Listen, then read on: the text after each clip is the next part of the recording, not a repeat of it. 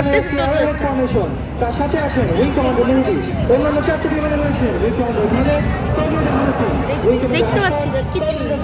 Squadron Ashfaq এবং সবশেষে wing commander তাওফিক।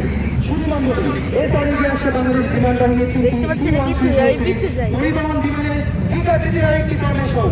এই বিমানগুলো সাধারণত যুদ্ধকালীন সময়ে আকাশ থেকে ভূমিতে বোমাবর্ষণ এবং শান্তিকালীন সময়ে জাতীয় মহামান্য উদাহরণে ব্যবহৃত হয়ে থাকে। এই সেকশনের লিডার হিসেবে রয়েছেন গ্রুপ ক্যাপ্টেন মাহবুব, সাথে আছেন group captain Arman, squadron leader Rafa ও স্কোয়াড লিডার মুক্তাদি।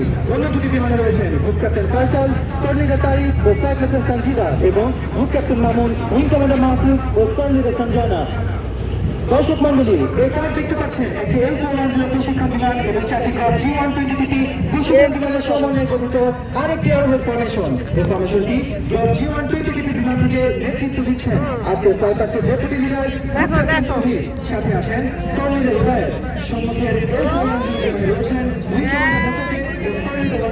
পাশে 4টি G120 থেকে বিমানে রয়েছেন যথাক্রমে স্কোয়াড লিডার মইনুল ও squadron leader Sibat, wing commander Al Mamun ও স্কোয়াড লিডার গায়েস এবং সবশেষে স্কোয়াড লিডার বেনাউল ও স্কোয়াড লিডার